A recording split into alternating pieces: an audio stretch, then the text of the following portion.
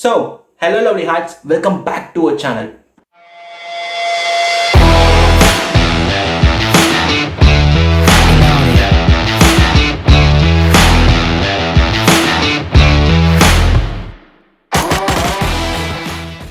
இன்னைக்கு இந்த வீடியோல நம்ம மூணு இம்பார்ட்டன்ட் பேசிக்ஸ் டாபிக்ஸ் பத்தி தான் பார்க்க போறோம். Variable, constant and keyword. So let's start it. So first வேரியபிள்ல ஸ்டார்ட் பண்ணலாம். வேரியபிளோட டெஃபினிஷன் பார்க்கறதுக்கு முன்னாடி ஒரு சின்ன எக்ஸாம்பிள். நம்ம எல்லா வீட்டு கிச்சன்லையுமே வெரைட்டிஸ் ஆஃப் பொடி இருக்கும். லைக் மஞ்சள் பொடி, மிளகா பொடி, இட்லி பொடி, அந்த பொடி, இந்த பொடின்னு போய்கிட்டே இருக்கும். இப்போ இந்த எல்லா பொடியையுமே ஒவ்வொரு டைப் ஆஃப் டப்பாவில் வச்சிருப்பாங்க. ஸோ தட் எந்த பொடி எந்த டப்பாவில் இருக்குன்னு ஐடென்டிஃபை பண்ணுறதுக்காக. ஒருவேளை எல்லாமே டிரான்ஸ்பரண்ட் டப்பாவாக இருந்தால் கூட ஒவ்வொரு டப்பாவோட மூடி வேற வேற கலரில் இருக்கும். இப்போ சிம்பிளாக நம்ம கையில் ஒரு டப்பா இருக்குது, அந்த டப்பாக்குள்ளே ஒரு பொடி இருக்குது. இதுவே பெரிய லெவலில் இருந்தால் அதான் வேரியபிள். சிம்பிளாக சொல்லணும்னா variable is a container which store value. எப்படி ஒவ்வொரு பொடி ஒவ்வொரு டப்பாவில் இருக்கோ அதே மாதிரி ஒவ்வொரு வேல்யூக்கும் ஒவ்வொரு வேரியபிள் நேம் இருக்கும். அவ்வளோதான், சிம்பிள் கான்செப்ட்.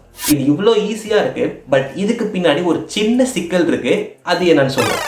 இப்போ பொடியிலே டிஃப்ரெண்ட் டைப் ஆஃப் பொடி இருக்குது. மஞ்சள் பொடி, இட்லி பொடி, அந்த பொடி, இந்த பொடின்னு இருக்குது. சில பொடி நம்ம குழம்புல ஊற்றி கொதிக்க வச்சு சாப்பிடுவோம். சில பொடி ஸ்ட்ரெயிட்டாக தட்டில் வச்சு எண்ணெய் ஊற்றி சாப்பிடுவோம். ஆனால் இது எல்லாமே மிக்ஸ்டப் ஆச்சுன்னு வச்சுக்கோங்க. நமக்கு எந்த பொடி எந்த டைப்புன்னு தெரில, எல்லாமே மிக்ஸ்டப் ஆயிடுச்சு. இப்போ அந்த பொடியை இங்கே போட்டு இந்த பொடி அங்கே போட்டு நம்ம சமைச்சு உஷாராக நம்ம சாப்பிடாம வேற ஒருத்தருக்கு கொடுத்தா யோசிச்சு பாருங்க. சிம்பிளாக குறவழியை பிடிக்காம கொல்றதுக்கான ஈஸியான வழி தான்.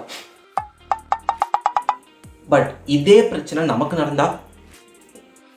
ஸோ இந்த ப்ராப்ளம் சார்ட் அவுட் பண்ணுறதுக்காக தான் டீம் ஏ இந்த பொடிலாம் எதுக்கு யூஸ் பண்ணுவோம், இது ஒரு செல்ஃபில் இருக்கும். டீம் பி இந்த பொடிலாம் எதுக்கு யூஸ் பண்ணுவோம், ஸோ இது ஒரு செல்ஃபில் இருக்கணும்னு தனித்தனியாக பிரித்து வச்சுருப்போம். இதே மாதிரி தான் ஒவ்வொரு வேல்யூக்கும் ஒவ்வொரு வேரியபிள் நேம் கொடுப்போம். அண்ட் அந்த ஒவ்வொரு வேரியபிள் நேமுக்கும் ஒவ்வொரு டேட்டா டைப் இருக்கும். ஃபார் எக்ஸாம்பிள், இப்போ நம்ம சிம்பிளாக A is equal to 4, B is equal to 6.5 and C is equal to F1 declare பண்ணிடலாம். ஆனால் இது என்ன, ஏன்னு ஒரு வேரியபிளில் 4னு ஒரு வேல்யூ இருக்குது. பட் அது என்ன, ஒரு இன்டீஜரா இல்லை அது ஒரு கேரக்டரா இல்லை அது ஒரு ஃப்ராக்ஷன் நம்பரா நமக்கு எதுவுமே தெரியாது. அதே மாதிரி தான் B அண்ட் C. அப்போது அதை டிஃபைன் பண்ணுறதுக்காக தான் நம்ம டேட்டா டைப் யூஸ் பண்ணுவோம். இந்த டேட்டா டைப்பில் மொத்தம் நான் சொன்ன மாதிரி 3 விதம் இருக்குது. Integer, real and character. இன்டீஜரை சிம்பிளாக நம்ம இன்ட்னு டிக்ளேர் பண்ணுவோம். இது இன்டீஜர் வேல்யூ எதை வேணாலும் டிஃபைன் பண்ணும். ரியல் அதாவது ஃப்ராக்ஷன் நம்பர், இதை நம்ம ஃப்ளோட்னு டிக்ளேர் பண்ணுவோம். ஸோ தட் 4.5, 4.55, 0.55 இந்த மாதிரி எந்த ஒரு ஃப்ராக்ஷன் நம்பர் இருந்தாலும் அதை ஐடென்டிஃபை பண்ணிக்கும். And third character. கேரக்டரை நம்ம சிம்பிளாக கேர்னு டிக்ளேர் பண்ணுவோம். ஸோ தட் அது ஒரு சிங்கிள் கேரக்டராக இருந்தாலும் சரி இல்லை ஒரு வேர்டாக இருந்தாலும் சரி நம்ம டிஃபைன் பண்ணியிருக்கிறது ஒரு கேரக்டர்னா அதை ஈஸியாக ஐடென்டிஃபை பண்ணிப்போம். And point to be noted, ஒரு கேரக்டர் டிஃபைன் பண்ணுனா எப்பயுமே ஒரு சிங்கிள் கோர்ஸ் அண்ட் ஒரு வேர்டை டிஃபைன் பண்ணால் ஒரு மல்டி கோர்ஸை தான் டிஃபைன் பண்ணணும். ஸோ இப்போது int a is equal to 4, float b is equal to 6.5 and char c is equal to a னு டிஃபைன் பண்ணால் கம்பைலர் ஈஸியாக அண்டர்ஸ்டாண்ட் பண்ணிக்கும். இப்போது இந்த பிரச்சனை முடிஞ்சுது. இப்போது நம்ம வீட்டில் மஞ்சள் தீர்ந்து போச்சு. நம்ம அம்மா புதுசாக ஒரு தூள் வாங்கிட்டு வராங்க. ஆனால் அதை முதல்ல டப்பாக்குள்ளே கொட்டதுக்கு முன்னாடி என்னென்ன பண்ணுவாங்க, அந்த டப்பா ஒழுங்காக இருக்கா, அதில் எதுவும் கிராக் இல்லாமல் இருக்கா, அந்த டப்பா க்ளீனாக இருக்கா, அதுக்கு முதல்ல ஒரு மூடி இருக்கா, அது ஒழுங்காக இருக்கான்னு இவ்வளோ கண்டிஷனு செக் பண்ணதுக்கு அப்புறம் தான் அந்த டூலை டப்பாவில் கொட்டுவாங்க. ஸோ இவ்வளோ டேர்ம்ஸ் அண்ட் கண்டிஷன் ஒரு டப்பாக்கு இருந்துச்சுன்னா நம்ம வேரியபிளை டிஃபைன் பண்ணுறதுக்கும் சில டேர்ம்ஸ் அண்ட் கண்டிஷன்ஸ் இருக்கும். ஃபர்ஸ்ட், ஒரு வேரியபிளை நம்ம டிஃபைன் பண்ணும்போது ஸ்டார்டிங் எப்பயுமே ஒரு ஆல்ஃபபெட்லேயோ இல்லை ஒரு அண்டர்ஸ்கோர்லையும் தான் இருக்கணும், தவிர ஒரு நம்பர்லேயோ இல்லை ஒரு ஸ்பெஷல் கேரக்டர்லையோ ஸ்டார்ட் பண்ணக்கூடாது. செகண்ட், நேமுக்கு நடுவில் எப்பயுமே கமாவோ இல்லை வேற ஏதோ ஒரு பிளாங்க் ஸ்பேஸோ வரக்கூடாது. ஒருவேளை நமக்கு ஒரு ஸ்பேஸ் வேணும்னு நினச்சா அதுக்கு பதிலாக அண்டர்ஸ்கோர் யூஸ் பண்ணிக்கலாம். அண்ட் தேர்ட், அண்டர்ஸ்கோரை தவிர வேற எந்த ஒரு ஸ்பெஷல் கேரக்டருமே சீல அலௌட் கிடையாது. ஸோ அதை தவிர வேற எந்த ஒரு கேரக்டரையும் நம்ம வேரியபிள் நேம் டிஃபைன் பண்ணும்போது யூஸ் பண்ணக்கூடாது. Fourth, variable names are always case sensitive in C. For example, இப்போ A is equal to ஃபன்னும் B is equal to பன்னும் டிஃபைன் பண்ணிங்கன்னா ஏக்கோட பேர் ஃபன், பியோட பேர் பன்னு அது ஏற்கனவே தெரிஞ்சுக்கும்.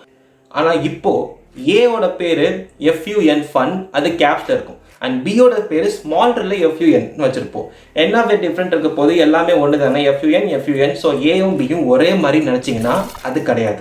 என்னதான் ரெண்டுக்கும் ஒரே ஸ்பெல்லிங் ஒரே லெட்டர் இருந்தாலும் அது கேபிட்டல் இருக்குது, இது ஸ்மால் லெட்டரில் இருக்குது. ரெண்டுக்கான டிஃப்ரென்ஸை கண்டிப்பாக சி ஐடென்டிஃபை பண்ணும். ஸோ ரெண்டும் வேறு வேறு வேரியபிளாக தான் கன்சிடர் பண்ணப்படும். இவ்வளோதான் வேரியபிள். இதுக்கு மேலே வேரியபிளை பற்றி தெரிஞ்சுக்க ஒன்றுமே இல்லை. And now constant. சிம்பிளாக சொல்லணும்னா constant are entity whose value doesn't change. சிம்பிளாக சொல்லணும்னா நம்ம ஸ்கூலில் இருக்கிற சில ரூல்ஸ் மாதிரி வச்சுக்கோங்க. லைக் பாய்ஸ் எப்பயுமே மொட்டைக்கு முன்னாடி சைடு தான் முடி வெட்டணும், பிடி ரூமுக்கு போனாலும் ஒயிட் ஷூ போட்டு தான் வரணுங்கிற அந்த மாதிரி சில வீணா போன ரூல்ஸ் எப்பயுமே கான்ஸ்டன்ட்டாக இருக்க தான் செய்யும். இது என்றைக்குமே மாறாது.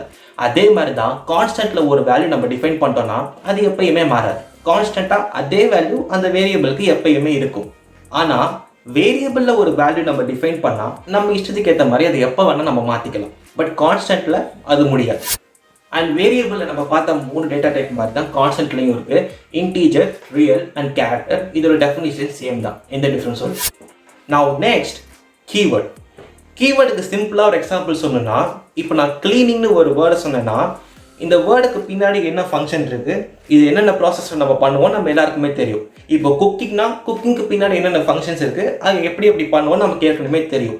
அதே மாதிரி சியோட கம்பைலருக்கு ஒரு 32 வேர்ட்ஸ் இருக்குது. அந்த 32 வேர்ட்ஸுக்கும் என்னென்ன மீனிங் இருக்குது, இதுக்கு பின்னாடி என்ன ஃபங்க்ஷன் இருக்குன்னு அது ஏற்கனவே தெரியும். ஸோ சிம்பிளாக சொல்லணும்னா keywords are the reserved words. கம்பைலருக்கு அந்த வேர்டோட மீனிங், அந்த வேர்டுக்கு பின்னாடி இருக்கிற ஃபங்க்ஷன் என்னென்னு ஏற்கனவே தெரியும். ஸோ ஒரு கீவேர்டை எப்பயுமே நம்ம வேரியபிளோட நேமாக யூஸ் பண்ணக்கூடாது. அப்படி யூஸ் பண்ணோன்னா கண்டிப்பாக எரர் மெசேஜ் காட்டும். இன்ட் கேர்னு நம்ம எப்பயுமே எந்த வேரியபிளையும் டிஃபைன் பண்ணக்கூடாது. ஸோ இப்போ வேரியபிள், கான்ஸ்டன்ட் அண்ட் கீவேர்ட்னா என்னன்னு உங்களுக்கு சிம்பிளாக புரிஞ்சிருக்கும்னு நினைக்கிறேன். இந்த வீடியோ பிடிச்சிருந்தா மறக்காமல் லைக் பண்ணுங்கள், அப்படி உங்கள் ஃப்ரெண்ட்ஸ் கூட ஷேர் பண்ணுங்கள். அண்ட் இந்த வீடியோ எப்படி இருந்துச்சுன்னு மறக்காமல் கமெண்ட் பண்ணுங்கள். So that's all in this video. See you guys in the next video. Till then, bye bye.